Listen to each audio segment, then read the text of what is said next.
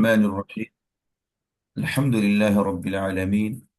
والعاقبة للمتقين، والصلاة والسلام على رسوله الأمين وعلى آله وصحبه أجمعين، أما بعد.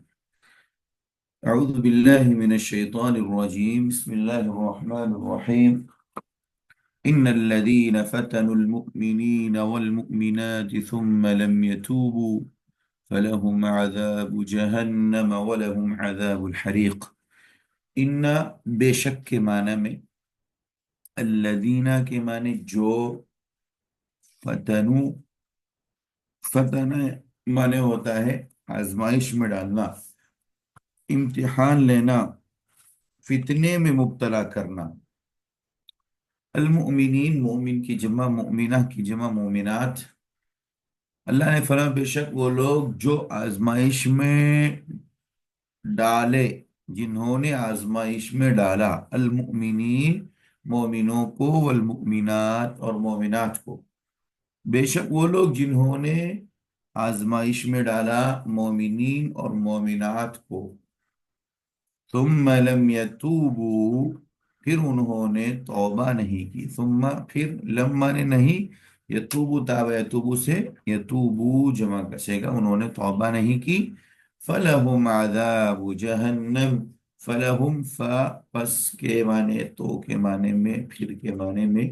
تو لہم ان کے لیے، یعنی ان فتنہ پیدا کرنے والے، آزمائش میں ڈالنے والوں کے لیے، عذاب جہنم، جہنم کا عذاب ہے. عذاب جہنم، جہنم کا عذاب ہے. وَلَهُمْ عَذَابُ الْحَرِيقِ، اور ان کے لیے عذاب الحریق، حریق کے معنی جلا دینے والا، عذاب بن عذاب، ان کے لیے جلا دینے والا عذاب ہے. یہ آیت کریمہ پیچھے والی آیتوں سے اس کا تعلق ہے. اس سے پہلے اصحاب الاخدود کا واقعہ آپ کے سامنے ذکر کیا گیا، اور اخیر میں یہ بتایا گیا تھا کہ ایک چھوٹا سا بچہ، شیخہ بچہ، اپنی ماں کے ساتھ تھا، اور ماں تھوڑی سی ہچکچا رہی تھی، اور اس آگ کے اندر کودنے کے لیے جو ان لوگوں نے، ان ظالموں نے جلائی تھی، تو بچے نے کہا کہ ماں انتظار کس بات کا ہے، کود جاؤ. چنانچہ ماں اپنے بچے کے ساتھ کود پڑی. تین قسم کے لوگوں کا، تین بچوں کا اپنی ماں کے گود میں بات کرنے کا تذکرہ قرآن و سنت سے ہمیں ملتا ہے. ایک تو یہ کہ اصحاب الاخدود کے واقعے میں ہمیں ملتا ہے، اور دوسرا حضرت عیسیٰ علیہ السلام اپنی ماں کی گود میں ہی بات کرتے ہیں، جب لوگوں نے کہا کہ یہ بچہ نعوذ باللہ غلط طریقے سے آپ نے حاصل کیا ہے، تو انہوں نے کہا کہ قال انی عبد اللہ آتانی الکتاب وجعلنی نبیا. عیسیٰ علیہ السلام نے کہا میں اللہ کا بندہ ہوں، اور اللہ نے مجھے نبی بنایا، مجھے کتاب عطا فرمائی. تو یہ دوسرے بچے ہیں. اور تیسرا لڑکا جس کے بارے میں حدیث میں موجود ہیں، جریج کے واقعے میں، جریج ایک بڑے نیک انسان تھے، اور اپنی عبادت گاہ میں، اپنی کٹیا میں، اپنی چھوٹی سی جگہ میں اللہ کی عبادت کرتے تھے. ایک مرتبہ ماں کے آواز دینے پر نفل نماز میں وہ مصروف تھے، نہیں آئے. ایک بار بلایا، دو بار بلایا، تین بار بلایا، نہیں آئے، تو ماں نے جذبات میں آ کر کے اس بچے کو بددعا دے دی کہ جب تک تیری موت نہ ہو، تب تک، جب تک کہ تیرے ساتھ اس طرح کا واقعہ، یعنی کہ برے لوگوں کے ساتھ تیرا واسطہ نہ پڑ جائے. چنانچہ ماں کی بددعا قبول ہوئی، اور یہ ہوا کہ ایک خاتون جو چرواہے کی تھی، چرانے والے بکریاں، اس کی خاتون، اس کی بیوی نے نعوذ باللہ کسی کے ساتھ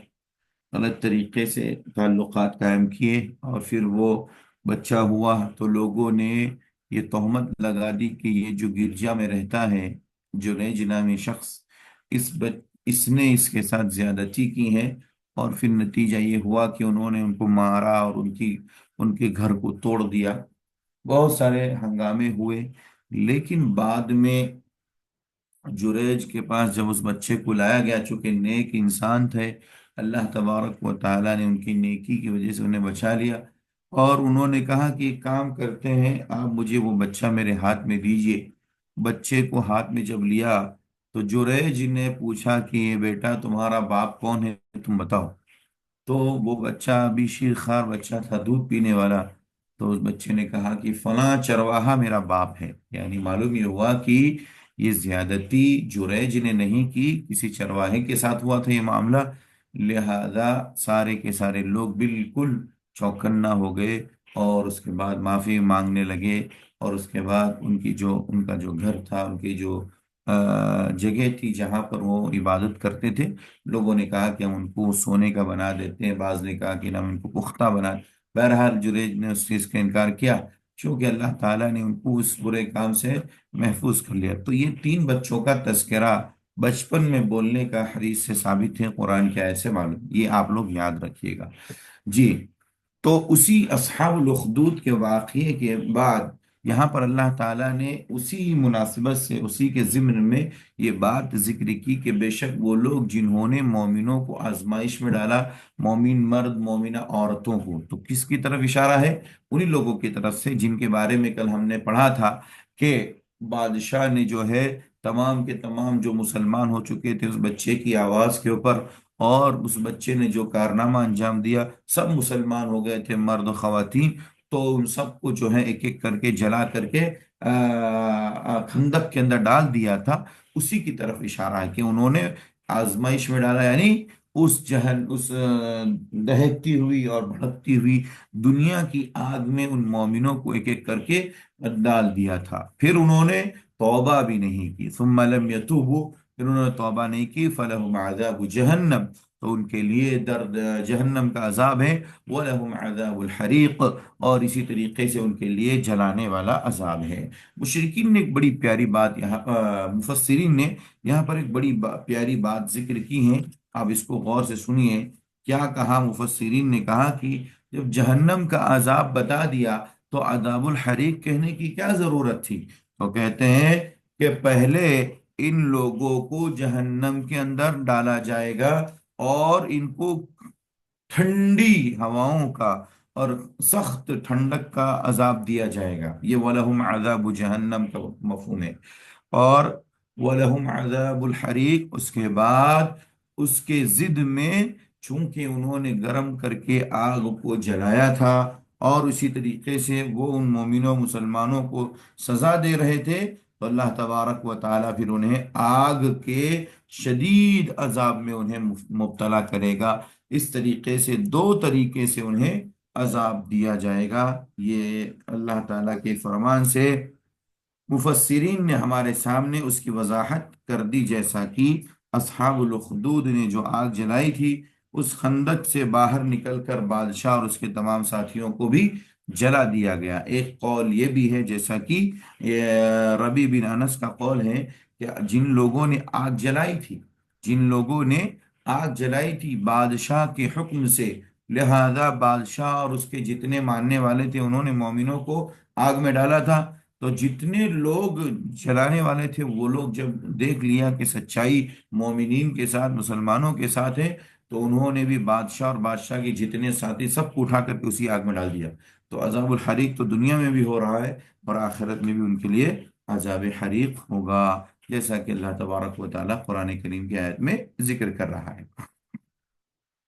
اس کے بعد اللہ تعالیٰ فرماتا ان الذین آمنوا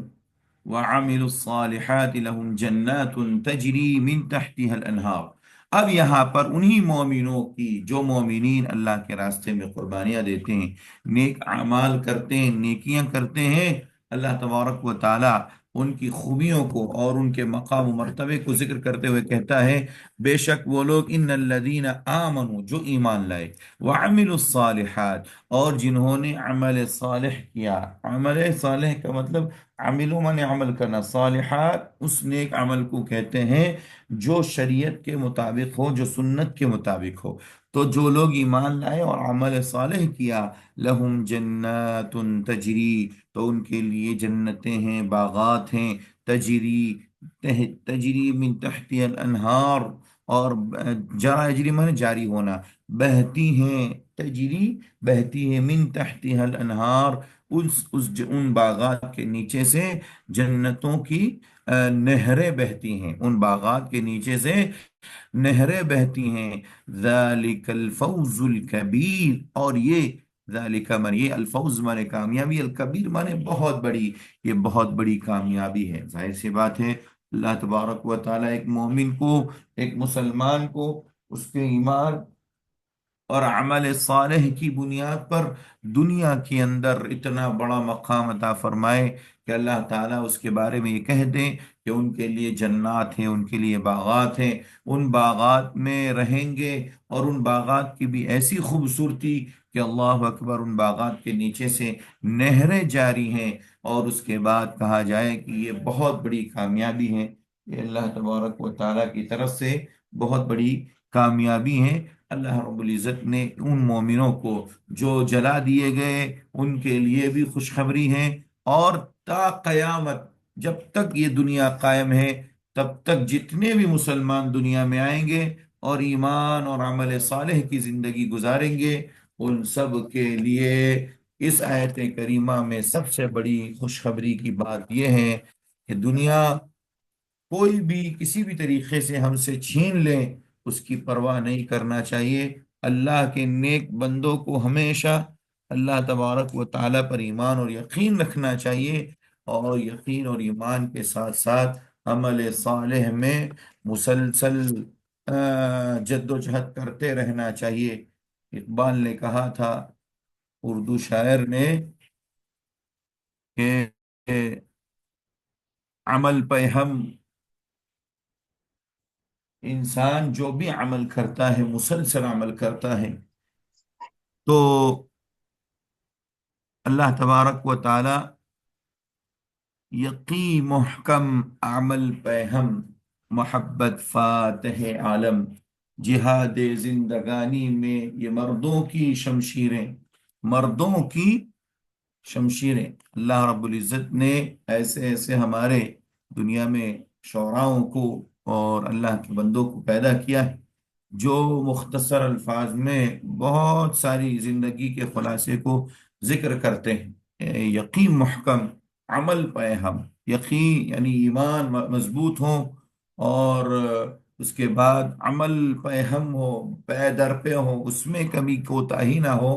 نبی کریم صلی اللہ علیہ وسلم نے بھی حدیث میں فرمایا کہ ایک انسان، ایک مومن وہ اچھا ہے جو تھوڑا عمل کریں، وَإِنْ قَلَّ، کم عمل کریں لیکن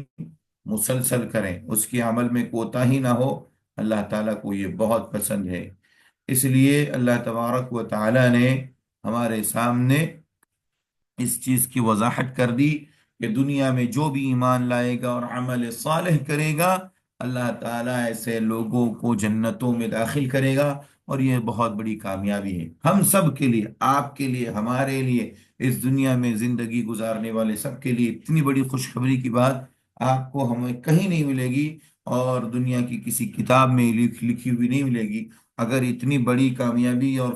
خوشخبری کی بات اگر قرآن میں موجود ہے، اس کے بعد دنیا کے اندر، دنیا یا انسان دنیا کے اندر تلاش کرنے نکلے کہ فلاں جگہ ہمیں خوشخبری ملے گی یا فلاں جگہ سے ہمیں خوشیاں ملیں گی، ہم دنیا سے محبت کریں گے تو خوشیاں ملیں گی، یا پھر یہاں سے چلے جائیں گے ایسے ممالک میں جہاں مال زیادہ ہے، کم وقت میں زیادہ کما سکتے ہیں، دنیا اکٹھا کر سکتے ہیں، وہاں خوشیاں ملیں گی، تو یہ سب بیوقوفی ہیں۔ اللہ کے کلام میں یہ ساری باتیں موجود ہیں، اس کو سمجھنا ہے، پڑھنا ہے، اور اس پر غور و فکر کرنا ہے، اپنے ایمان کو مضبوط کرنا، عمل صالح کو مضبوط کرنا ہے۔ جی، تو یہ دونوں چیزوں پر اللہ نے بہت بڑی کامیابی کی دلیل پیش کی ہے۔ اس کے بعد اللہ فرماتا ہے ان بطش ربک لشدید، ان مانے بے شک، بطش مانے پکڑ، بطش مانے بطش یبشط، بطشن مانے پکڑنا، اور ربی کا، رب مانے رب، اور کاف آپ کے رب کی پکڑ، ان بطش ربی کا، بے شک آپ کے رب کی پکڑ، بے شک آپ کے رب کی پکڑ، لا شدید، لام البتہ تاکید کے معنی میں، شدید معنی سخت، بہت سخت ہے آپ کے رب کی پکڑ، پکڑ بہت سخت ہے۔ یعنی اللہ تعالیٰ نے کہا کہ یہ اشارہ اس کی طرف ہے اصحاب الاخدود، یہ واقعے میں مومنوں کو جس طریقے سے سزائیں دی گئیں تو اس سے ان مومنوں کو ایک تو اللہ تبارک و تعالیٰ تسلی، نبی کریم صلی اللہ علیہ وسلم کو تسلی دی جا رہی ہے کہ آپ کا رب اتنا قوی ہے کہ جب وہ کسی کی پکڑ کرتا ہے تو وہ پکڑ بہت ہی سخت ہوتی ہے، لہذا اگر ان کو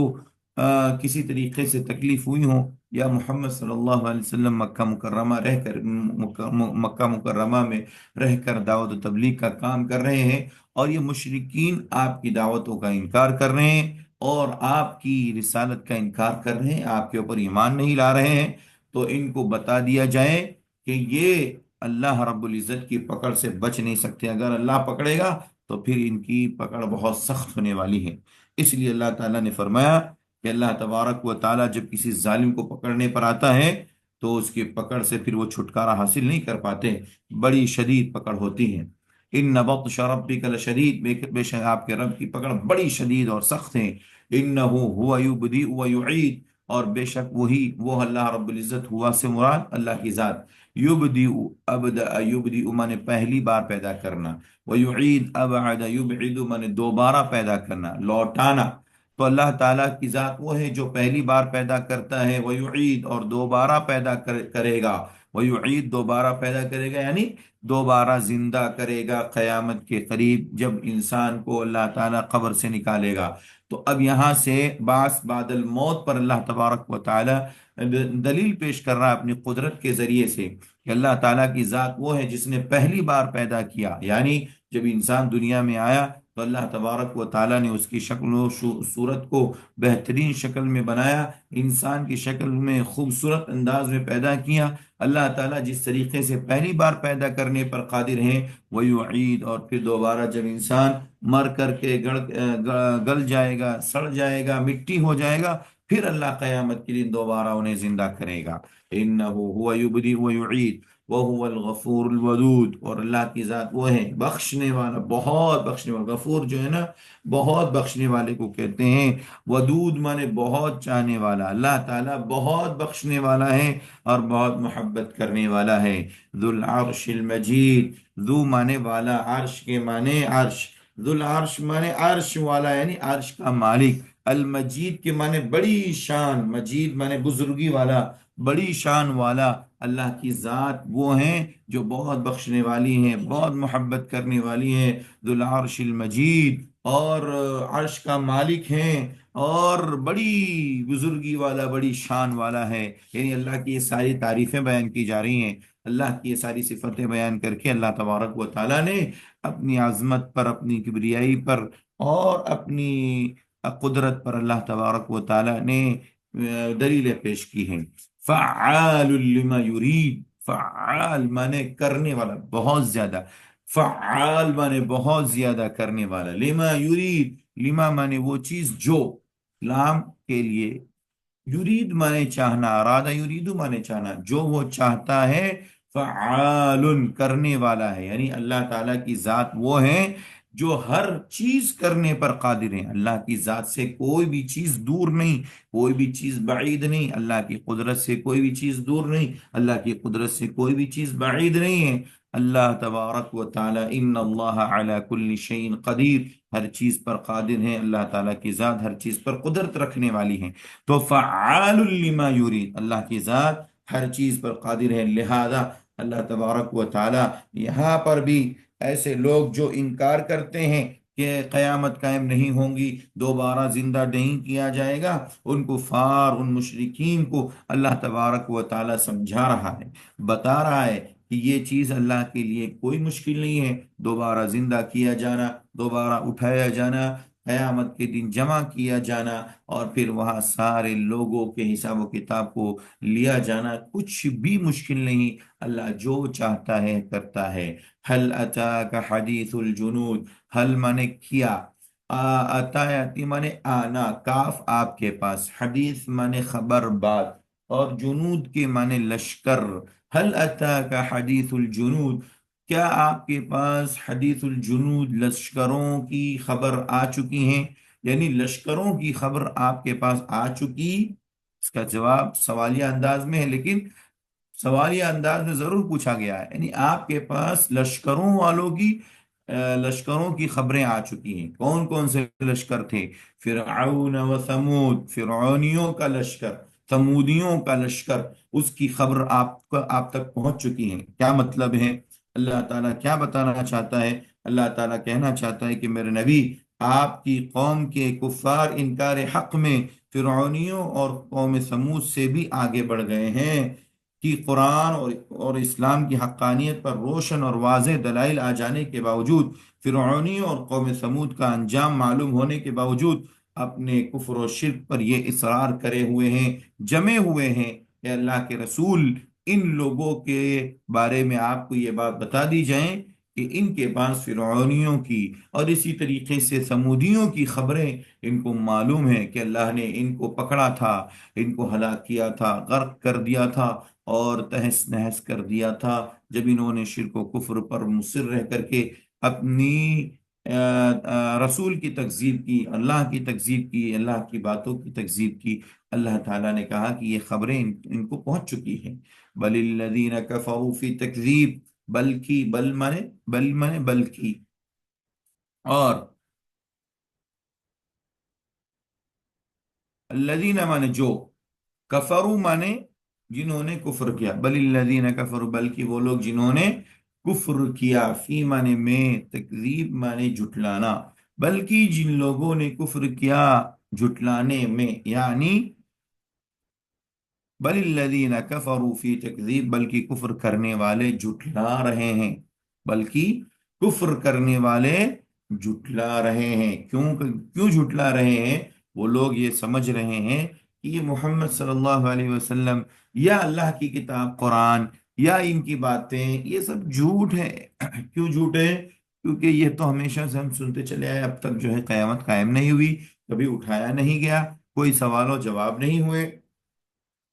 یہ لوگ ہمیشہ کہتے ہیں کہ اٹھایا جائے گا، اٹھایا جائے گا۔ بہرحال اللہ تبارک و تعالیٰ نے فرمایا کہ یہ وہ کافر ہیں جو جھٹلاتے ہیں، جھٹلانے میں پڑے ہوئے ہیں، تکذیب میں پڑے ہوئے ہیں۔ واللہ من ورائہم محیط، اور اللہ کی ذات وہ ہے، من ورائہم، من مانے سے ورا مانے پیچھے، انہم ان کے، اللہ تعالیٰ ان کے پیچھے سے، محیط مانے گھیرے ہوئے، احاط یحیط احاطۃ مانے گھیرنا۔ کفار قریش کو اللہ تعالیٰ مزید دھمکی دیتے ہوئے کہہ رہا ہے کہ اللہ تعالیٰ نے فرمایا ان کے یہ کارہائے بد، یہ برے ان کے اعمال کو ایک ایک کر کے اللہ لکھ رہا ہے، اور ان کی حرکتوں اور ان کا کوئی بھی عمل اللہ سے مخفی نہیں ہے۔ ہر وقت ہر حال میں اللہ تعالیٰ ان کو اپنی قدرت میں رکھا ہوا ہے۔ اللہ کہتا ہے واللہ من ورائہم محیط، اور اللہ نے انہیں چاروں جانب سے گھیر رکھا ہے، یہ کہیں نہیں جا سکتے۔ یہ نہ سوچیں کہ ہم لوگ دنیا کے اندر جو کچھ بھی حرام کام کر رہے ہیں، جو بھی گناہ کر رہے ہیں، جو بھی کفر و شرک کا انکار کر رہے ہیں، اللہ کہتا ہے کہ ان کے انکار کا کوئی فائدہ نہیں ہے، ان کی ہر باتیں نوٹ کی جا رہی ہیں، ہر بات لکھی جا رہی ہے، یہ اللہ تبارک و تعالیٰ کی قدرت سے بچ کر کہیں بھی نہیں جا سکتے۔ بل ہوا قرآن مجید، بلکہ وہ قرآن بڑی شان والا ہے، بل ہوا قرآن مجید، بلکہ وہ قرآن بڑی عظمت والا قرآن ہے، بڑی عظمت والا قرآن ہے۔ یہ کیوں کہنے کی ضرورت پڑی؟ کیونکہ مشرکین مکہ تردید کر رہے تھے کہ قرآن کریم کو بھی گزشتہ قوموں کے افسانے، اور کبھی نبی صلی اللہ علیہ وسلم کی جانب سے اللہ تعالیٰ پر افطرا پردازی اور جھوٹ باتیں، اور کبھی شاعر اور کبھی جادوگر کہتے تھے، لوگوں کو اس پر ایمان لانے سے روکتے تھے۔ اللہ تعالیٰ نے فرمایا یہ قرآن تو وہ قرآن ہے جو بڑی عظمت والا، بڑی شان والا ہے، یہ اللہ رب العزت کی طرف سے نازل شدہ ہے، یہ نہایت ہی معظم و مکرم کتاب ہے، جس کی مانند، جس جیسی کتاب دنیا میں کوئی کتاب نہیں، اور فی لوح محفوظ، اور یہ وہ کتاب ہیں جو لوح محفوظ میں مکتوب ہیں، لکھی ہوئی ہیں۔ اللہ تبارک و تعالی کہتا ہے کہ لوح محفوظ میں شیاطین اور دیگر خلائق، دیگر مخلوقات کی دسترس سے محفوظ ہیں، وہ ان تک نہیں پہنچ سکتے، وہاں اللہ نے اس کتاب کو محفوظ کر رکھا ہے۔ اللہ کی یہ مقدس کتاب جو لوح محفوظ میں موجود ہیں، وہاں سے یہ کتاب نازل کی گئی ہے۔ لہذا اس کے بارے میں افسانے کہنا، اس کے بارے میں کہنا کہ یہ پہلے کی کتابیں ہیں، یہ شاعری ہیں، یہ نعوذ باللہ جادوگری ہیں، نعوذ باللہ یہ اللہ کی کتاب نہیں، محمد صلی اللہ علیہ وسلم نے خود اپنی طرف سے گھڑ لیا ہے، یہ سب فضول باتیں ہیں، اور یہ اللہ کے غضب اور اللہ کے عذاب کو دعوت دینے کا سبب ہے۔ اس لیے اللہ نے قرآن کی عظمت کو ذکر کرتے ہوئے کہا، مشرکین مکہ کی تردید کرتے ہوئے، بل ہوا قرآن مجید، یہ تو قرآن ہے بڑی عظمتوں والا، بڑی شان والا ہے، فی لوح محفوظ، اور وہ لوح محفوظ میں ہے، مکتوب ہے، لوح محفوظ میں لکھا ہوا ہے، وہ اللہ کی نگرانی میں ہے، کوئی شیطان کوئی مخلوق لوح محفوظ تک نہیں پہنچ سکتا۔ دنیا کے اندر تو لوگ اس کو کسی بھی طریقے سے نام دے کر کے اس کتاب سے لوگوں کو دور کر سکتے ہیں، لیکن اللہ تبارک و تعالی نے فرمایا لوح محفوظ میں یہ کتاب محفوظ ہیں، لکھی ہوئی ہے، اس کو کوئی ہٹا نہیں سکتا، کوئی ضائع نہیں کر سکتا، اور نہ ہی اس کو کوئی چھین نہیں سکتا، اس کے بارے میں کوئی کلام نہیں کر سکتا۔ اس طریقے سے سورۃ البروج کی تقریباً 22 آیتیں ہم نے کل اور آج ملا کر کے مکمل کی، اور سورہ بروج کو الحمدللہ ہم لوگوں نے کمپلیٹ کر لیا۔ اب اس کے